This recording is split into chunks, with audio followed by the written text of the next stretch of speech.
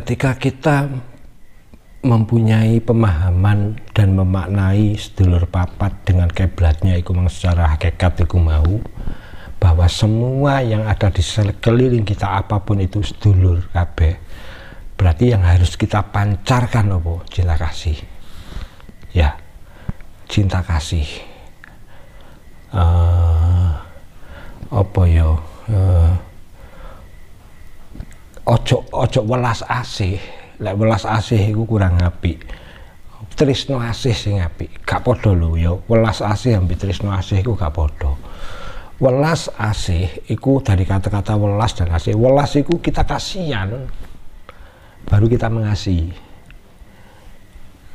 Kalau cinta kasih iku kita hanya memberi tanpa harapan meminta, iku cinta kasih. Tresno ngekei. Apa sing kene dapat enggak wis. Pertanyaan pun nggak ada, apalagi harapan. Nggak ada. Welas asih kumang lek welas asih. Kene welas dhisik kaya-kaya wong liya saaken pihak di luar kita saaken baru kita kasih. Ada rasa merendahkan, ada rasa menganggap bahwa dia butuh saya. Iku kurang dhuwur. Tapi lek tresno asih iku pada sama dengan cinta kasih kumang. Dia tresno iku mang seneng, asihku ngekeki ya wis. Seneng ngekeki. Iya, wis tanpa mempertanyakan apa yang akan kita dapat, tanpa mengharapkan imbalan apa yang akan kita peroleh. Ngekeki. Tresno asih. Nah, disitulah nanti ono ungkapan lah di Jawa iku ngluruk tanpa wadyabala, sugih tanpa bondo, sekti tanpa aji, menang tanpa ngasorake. Lek punya sifat iku mau, kita bisa memahami sedulur papat dengan kiblatnya secara hakikat iku mau.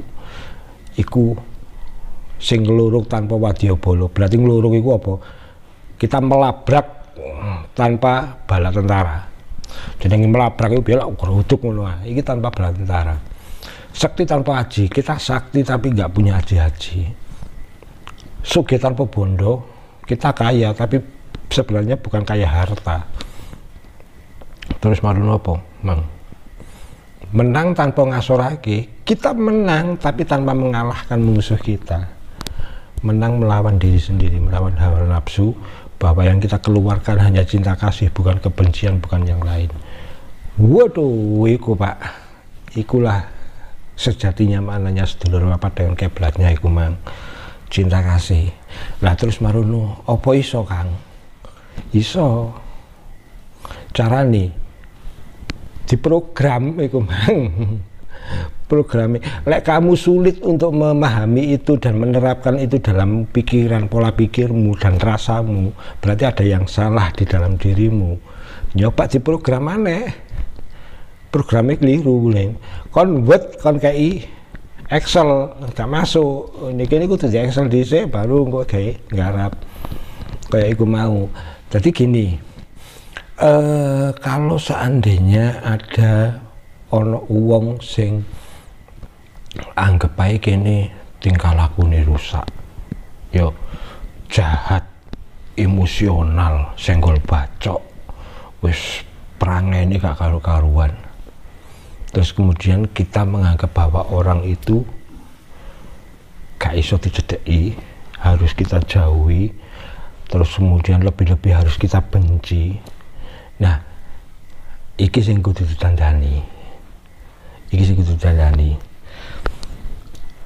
Semua apa yang kita pandang, dulu saya pernah mengatakan menganalogikan seperti lautan, ya. Laut pantai ku mang lek jarine sing bapak kelangan anak gara-gara tenggelam akhirnya mati, pantai ku mang pembunuh. Lek ono sing nelayan gara-gara golek iwak di kono akhirnya oleh akeh, laut ini penuh berkah. Ya kan? Terus maru laut itu mang macam-macam kan. Padahal laut itu ya sing ngono ku. Sing salah apa sudut pandang. Dia hanya memandang pada satu sisi dengan pengalaman pribadi masing-masing tanpa melihat dari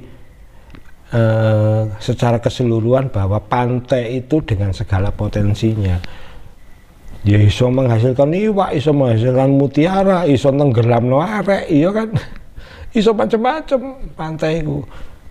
Menungso ya ngono Pak. Lah saiki menungso objeke. Lha memang pantai saiki menungso. Menungso jauh lebih besar potensinya daripada alam, daripada laut iku mang. Kita memandang manusia ojo delok hanya pada saat itu, detik itu, dan latar belakangnya. Kita harus juga melihat masa depannya yang masih tanda tanya besar itu apa. Disitulah kemungkinan banyak terjadi.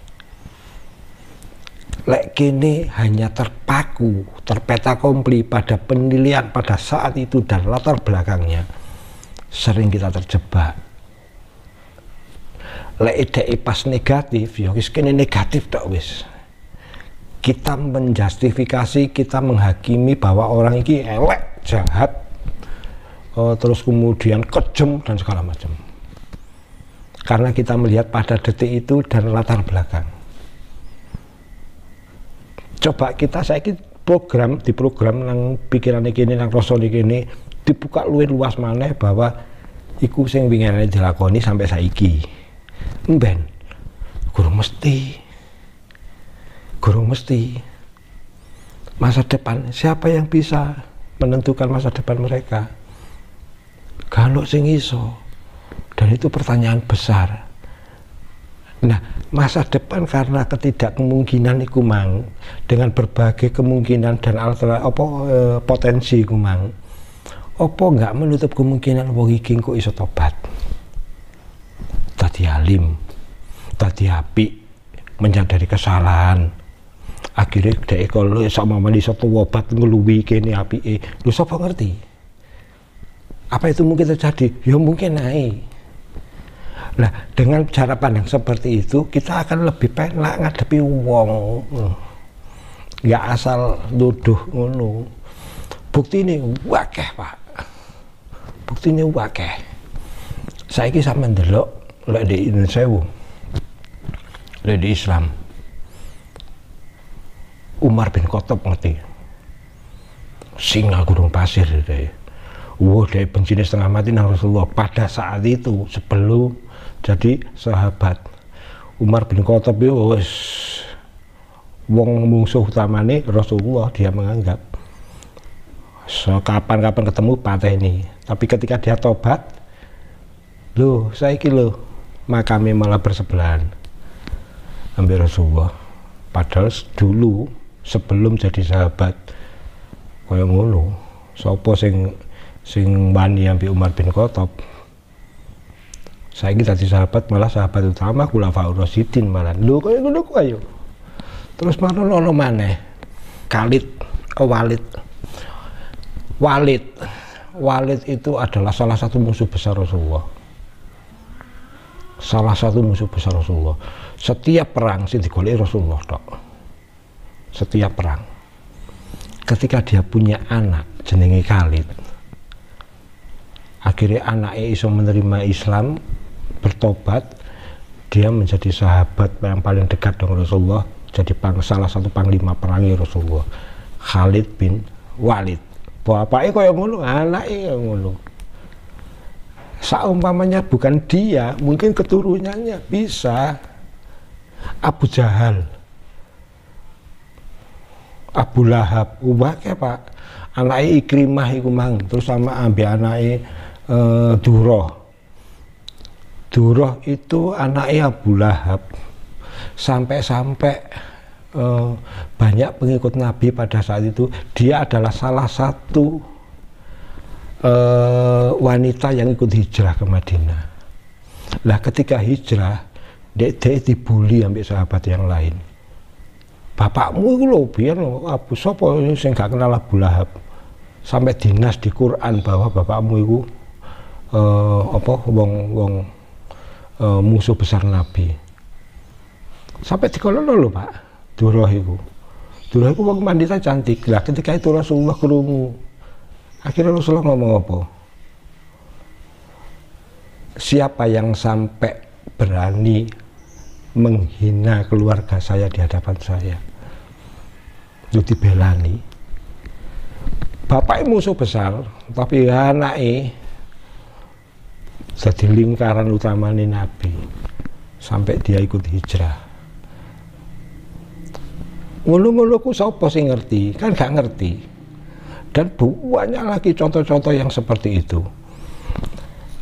Saya ingin mengubah paradigma dari sedulur kabeh, dan mungkin juga peringatan bagi saya bahwa memandang apapun itu, terutama manusia yang lain, itu jangan memandang detik ini sampai ke belakang tok, tapi pandanglah detik ini ke belakang juga nanti masa depannya apa yang akan terjadi. Lek detik ini sampai ke belakang wis iso diceritakno apa yang akan terjadi. Lek saiki wong jahat kemungkinan ada potensi untuk bertobat, ya kita pandang itu. Dengan begitu kita nggak akan menganggap lo kodong bawon sih gak benci nemen, paling gak iso ngurangi lah. Cinta kasih kumang yang akan kita pancarkan, soalnya cinta kasih kumang kita nggak tahu apa yang akan terjadi. Gak koyo sopo saiki kita bukan makomi Nabi Khidir sing apa yang akan terjadi dia tahu rahasianya Allah, karena dia wis dengan mukjizat dan kebesaran Allah dia dianugerahi itu. Kita gak kayak Krishna sing saiki apa ceritane sing di Antv apa dia tahu skenario dunia apa yang akan terjadi. Akhirnya apa yang dia lakukan meskipun bagi wong umum nyimpang, tapi dia lakukan terus. Bukan makomnya itu. Artinya apa? Ya kita menganggap wong itu dengan segala potensinya semula jahat tadi iso tadi apik kabeh. Iku luwih apik. Akhirnya pancaran cinta kasih iku mang iso kita sebarkan. Lah bisa Yesus Kristus bayangno di doane apa? Salam Maria Bapa kami yang ada di surga, dimulakan namamu, datanglah kerajaanmu, jadilah kehendakmu. Yo, ampunilah kesalahan kami seperti kami pun mengampuni yang bersalah kepada kami. Loh,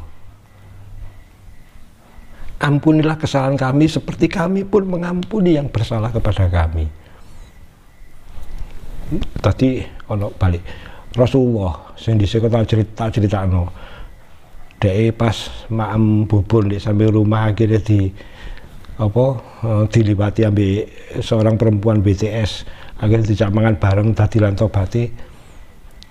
Dia tidak memandang bahwa dia itu nabi besar pada saat itu, bahkan melebihi raja di raja, tapi dia nggak punya kerajaan, nggak punya mahkota, nggak punya apa-apa. Dia makan di samping rumahnya. Akhirnya ono si tetangga nih sing terkenal BTS itu mengliwat negur, akhirnya dijak mangan bareng. Dengan cinta kasihnya, dengan keikhlasan yang seperti itu, dia nggak membedakan. Loh, karena apa? Rasulullah memandang bahwa dia itu saiki dengan latar belakangnya BTS, siapa ngerti mbak tobat, akhirnya tobat temenan toh. Nah, maksud saya itu yang kerangka berpikir seperti itu yang kita tanamkan. Tadi sing ono cinta kasih, sing ono kabeh kanan kiri depan belakang itu sedulur kabeh. Enggak hanya sedulur 4-5 pancer sing ono di jero, tapi sedulur sing ono di njaba iku mang yuk kita anggap dulur. Dengan begitu ya Allah urip sewayem. Enak akhirnya iso urip iku mang. Dan wae cerita-cerita seperti itu.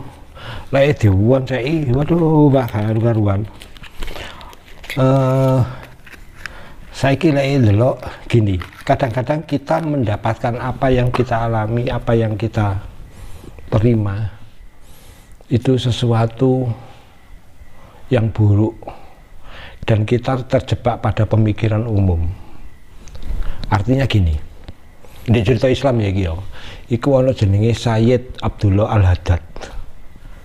Sayyid Abdullah Al-Haddad itu orangnya zuhud, dia ahli tirakat pada saat itu. Dia begitu kusuknya, begitu tawaduknya. Kebetulan orang yang seperti itu dia uji dengan Allah, dia punya anak-anaknya lahir buta dari lahir. iku lek wong biasa siksaan apa anugerah? Siksaan kan, duwe anak buta, bayangkan. Padahal dhek cara tingkat keimanan dan kekusukan agamane waduh ngeta-ngetapi. Iya, iku lek wong biasa nganggepe, waduh wis lho, aku iki kurang apa? Mungkin ngono pertanyaane, sampai diuji kok ngene, ya Allah, akhirnya iso protes dan waduh suudan terhadap Allah. Tapi apa yang dilakukan? Al-Haddad iku mang, dia malah bersyukur, sujud syukur nang Allah. Kenapa sujud syukur? Jadi alhamdulillah ya Allah, anakku lahir buta. Karena apa? Paling tidak nanti dalam hidupnya dia tidak akan membuat dosa dari pandangan mata. Lupa yang lo. Ayo, iki tingkat pemikiran dan pemahaman paradigma sing dhuwur lho. Wis dek bapake Al-Haddad iku kusuke kaya ngono, Abdullah Al-Haddad iku mang dek terus malu dia dikasih anugerah anake lahir buta, sujud syukur tambahan. Ya Allah, matur suwun aku dikei anak sing lahir buta. Dengan begitu minimal dia tidak akan membuat dosa dari pandangan mata. Dia melihat dari sisi lain yang mengubah semuanya menjadi anugerah. Lek dari anggap wong liya iku musibah, akhirnya sing ora rasa syukur tok. Artinya apa? Apapun yang kita alami sebesar apapun itu, lek kita bisa mengambil sudut pandang dari sisi lain, insya Allah musibah itu bisa jadi anugerah. Berarti masalahnya bukan objek, tapi subjek sudut pandang iki mang sing kita lupa. Koyok kita memandang orang yang jahat macam-macam itu mang, jangan dipandang dari dia pada detik ini dan latar belakangnya, tapi pandanglah masa depannya, kemungkinan yang akan terjadi. Iku ya Allah, aku sampai ternyata aku pas moco iku sampai sak monone rek. Iki ngeta-ngeta temenan dong iki. Apalagi ngerti ketika Rasulullah mau wafat, ayat-ayat terakhir turun, pada saat ini kusempurnakan Islam sebagai agamamu, ya kan, dan kucukupkan nikmatku untukmu, kucukupkan nikmatku untukmu. Rasulullah itu lahir ya mulai cilik soro Pak, ditinggal bapake sik ana di jero kandungan, lahir pelocot ditinggal ibuke, dek dimong wong liya, terus marun melok pamane, sik cilik wis nyambut gawe,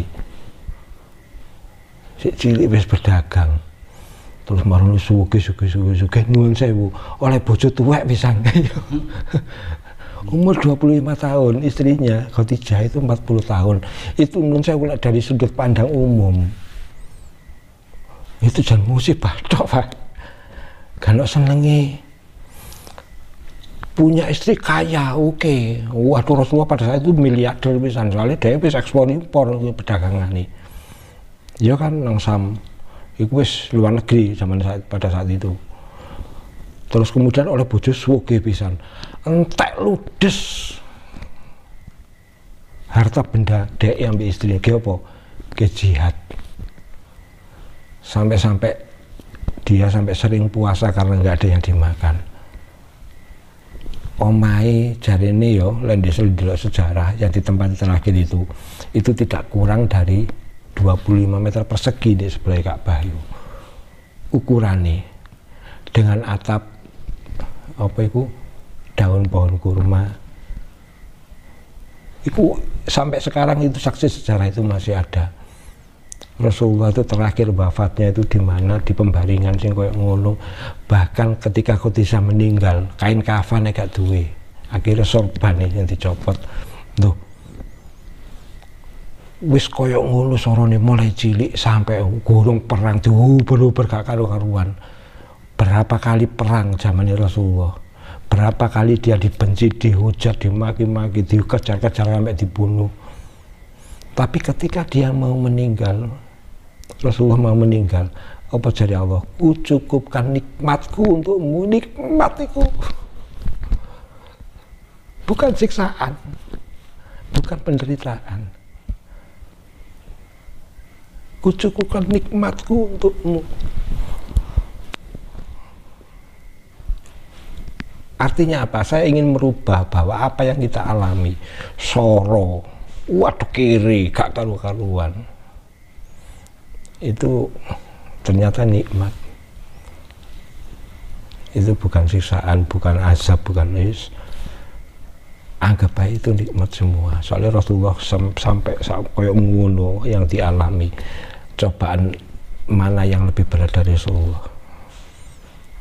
Itu ya bisa ngomong nikmat dari Allah. Soalnya Rasulullah pada saat itu apa? Dia nggak punya rasa susah. Bisa cedek masih ngono. Duh, ya Rasul, jarene si Jibril, kalau gelem gunung Uhud itu tak ada dalam emas loh. Kamu kepingin raja, melebihi Raja Sulaiman, sing bojone 1000. Lu iso, tapi gak gelem. Artinya dengan kondisi seperti itu, secara dohir koyo ngono, tapi secara batin dia nyambung nang kono, nikmat terus. Lah iku sing kepengin tak jelasno nang para sedulur kabeh. Yang ngiling nang awakku dhewe, aku ya belajar noto ati ku mang wis waduh iku wabot, tapi paling tidak contoh-contoh itu bisa dipakai sebagai referensi. Tiba ono ya sing koyo ngene, ono sing koyo ngene. Mudah-mudahan itu bisa membuka wawasan kita, bisa